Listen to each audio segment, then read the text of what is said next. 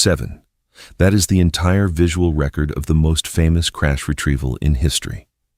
7 photographs taken in one office in Fort Worth on the evening of July 8, 1947. 6 of them by a 21-year-old newspaper photographer who got the assignment because the staff men were out and he owned a speed graphic. That is all of it. That is everything. Roswell Army Air Field had its own photographic unit, top-secret clearances, men whose standing job was documenting crashes. They photographed balloon downings, wrecked jeeps, barracks fights. They were not called. The question I want to ask is not the one everybody asks, not what a base photographer kept. Why has no base photographer in 80 years ever claimed to have anything at all? I want to start with the equipment, not with a story, with a piece of hardware and what it physically could not do. The evening of July 8, 1947. Brigadier General Roger Ramey's office at Fort Worth Army Air Field. J. Bond Johnson, 21 years old, works for the Star-Telegram. He gets sent because the staff photographers are out and he has a speed graphic in the car. He described what he photographed in the plainest terms available to him: crumpled tinfoil, broken sticks, ragged rubber. 7 images exist from that session. 6 of them are Johnson's. The 7th is not settled. Nobody has established who took it, and I am not going to assign it to anyone. It sits there in the same archive, unattributed. The frames are commonly catalogued this way: 2 of Ramey alone, 2 of Ramey with his chief of staff, Colonel Thomas Dubose, 2 of Major Jesse Marcel crouched over the debris. A frame of the weather officer Irving Newton also circulates. The exact mapping of frame to subject varies between sources, which is worth saying out loud because it varies in the published literature too. The negatives are real, and you can go and find them. Fort Worth Star-Telegram, Photograph Collection, Special Collections, University of Texas at Arlington. Accession AR 406-6, dated July 8, 1947. Negatives, not prints, still there. Now here is the part I have to include. Johnson's account of that evening changed. On tape with the researcher Kevin Randall, roughly 42 years after the fact, he described being sent, shooting, and delivering his film. In later years, he described having helped unpack the material Marcel brought up from Roswell. That is not an accusation. It is a documented feature of the only eyewitness we have to the only photographs we have, 7 frames, one of them onto the National Wire at 11:59 that night, and a display on the general's floor that 2 of the officers standing in the room would spend the rest of their lives insisting was not what arrived from New Mexico. The camera in Johnson's hands was a Graflex speed graphic. In Army service, it carried a designation, PH-47, and it was standard issue to military photographers. The pacemaker version came out that same year, 1947. It takes sheet film, 4 inches by 5. And the holders are double-sided, which means 2 sheets per holder, which means a pressman walking into a room with 6 holders in his bag has 12 exposures and not one more. That is why the number is 7, not suppression, arithmetic. The stock was something like Super XX, around ASA 100, grainy but perfectly acceptable at that size, and panchromatic. That word matters more than anything else in this section, so I want to be exact about it. Panchromatic film is sensitive across the whole visible spectrum. Every wavelength fogs it, which means no safe light, which means the darkroom is not dim, it is black. You load by touch, you clip each sheet into a hanger and rack the hangers into deep tanks by feel, counting them. D76 developer, on the order of 17 minutes at 68 degrees, and you know when the 17 minutes are up because a clock told you, not because you looked. Stop bath. Hypo, wash, hang to dry. So consider what that rules out. Nothing can be noticed during development. There is no moment where a man leans over a tank and sees a shape resolving in the emulsion. That moment does not exist in 1947 with that film. It has never existed. Whatever a lab technician learned that week, he learned it afterward, dry, under a bulb, holding a negative that was already fixed and already finished. I mention this because every version of the story in the title turns on a man seeing something he was not meant to see. In that room, with that film, seeing was the one thing you could not do. Roswell Army Air Field had a photographic unit, and the men in it held top-secret clearances. Not as a formality. They held them because their ordinary work involved experimental aircraft, ordnance, and crash retrievals. Documenting a wreck was not an extraordinary assignment for these men. It was Tuesday. Before I give you what they said, I want to be clear about where it comes from. Most of it traces to one researcher, Anthony Brigadier, published in 2013, supported by work from Tom Carey and Don Schmidt. Single researcher sourcing. You should weigh it accordingly. But it exists, and it is consistent, and I am not going to leave it out because it is inconvenient to categorize. Let me give you the accounts in succession, not to overwhelm, to demonstrate accumulation. Vernon Zorn, the unit's operations manager, told Randall and Schmidt for their 1991 book that his men took no photographs at any crash site. Private First Class James Remiak, 20 years old that summer, said the unit was shut out. He noticed unfamiliar personnel on base, men he understood to have come from Washington, and a sharp increase in flight activity. Private First Class Gene. Niederschmidt, top secret clearance. Same account. Nobody from his unit was called for that crash. Private First Class Calvin Cox, same account again, with one addition. He was assigned to guard the debris hangar under shoot-to-kill orders.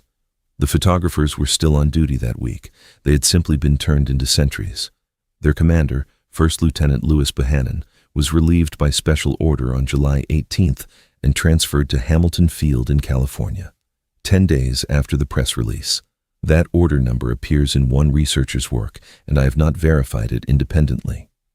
What is published is Bohannon's own statement in a 1980 book, page 196. No photographic record of the incident survived. And there is Jack Rodden Sr., the Roswell studio owner under contract to the base, whose family says he photographed debris and bodies and kept hidden records. Those records have never been found. Every man in that unit says the same thing.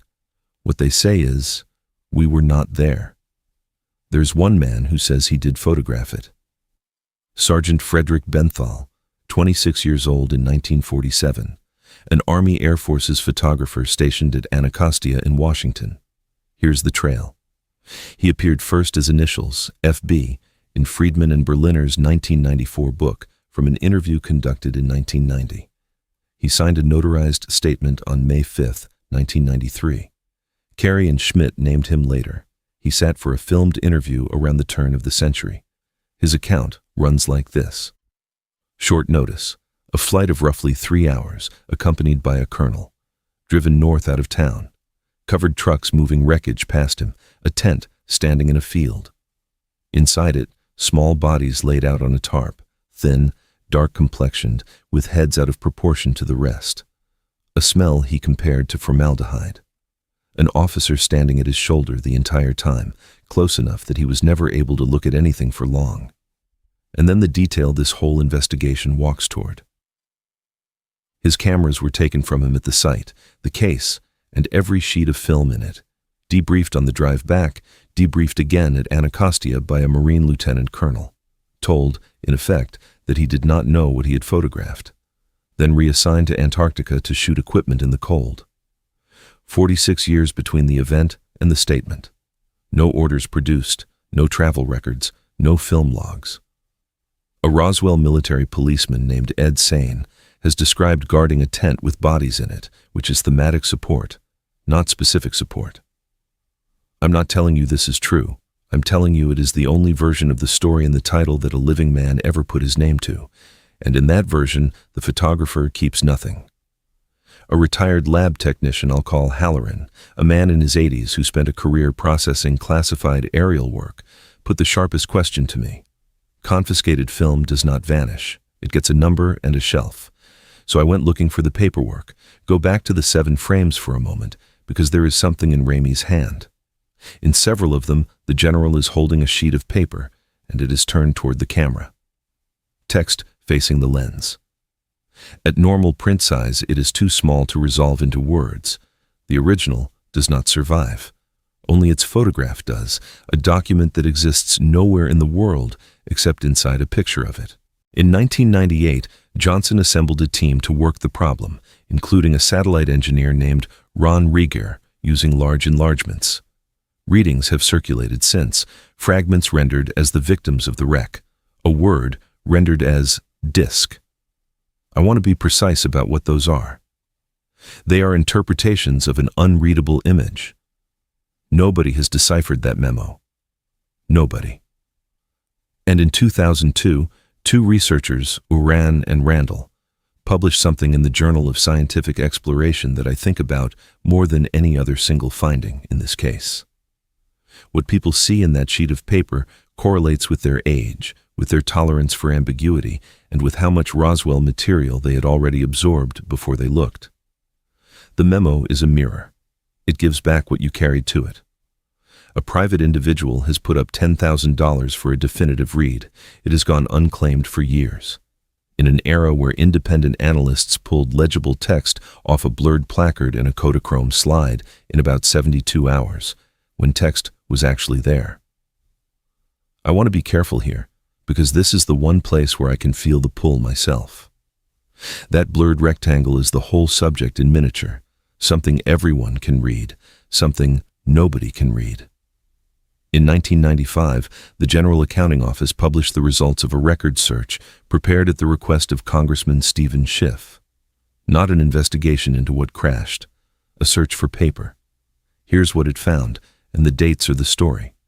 Roswell Army Air Field's administrative records, finance, accounting, supplies, buildings and grounds, the ordinary machinery of running a base, covering March 1945 through December 1949. Destroyed. The base's outgoing messages, October 1946 through December 1949, destroyed. The disposition form did not properly indicate the authority under which the disposal was taken. It does not say who ordered it. It does not say when it happened. It does not say under whose signature. Now the other half, because stating only the first half, is a lie by omission. The chief archivist of the National Personnel Records Center told the GAO that in his experience, many Air Force organizational records from that period were destroyed without any citation of governing authority. The GAO looked at other records control forms and found he was right. The destruction is documented. The sinister reading of it is not. Two records from 1947 survived the search. A combined unit history for the 509th and the base, and an FBI teletype dated July 8th. That is the entire official trace, and there is one rule from that period that sharpens all of it. Army regulations in 1947 required air accident reports to be kept permanently. 4 Army Air Forces accidents were reported in New Mexico that July, all of them after the 8th. But under the rules then, in force, the crash of a weather balloon required no report at all. The official explanation is also the explanation for why there's nothing to find. A federal records archivist I'll call Devane, who has spent a career inside disposition files, offered me the least dramatic reading and the one I cannot shake. A system with no category for an event behaves identically every time. Don't investigate what you can't explain. Don't file what you can't resolve. 7 frames. A memo nobody can read. 4 years of a base's paperwork gone, with no name on the form. So let me answer the question in the title plainly. There is no base photographer who developed the Roswell negatives alone. No frame has ever been produced. No kept image has ever been described by the man who kept it. That story is the one people need to exist, and it does not.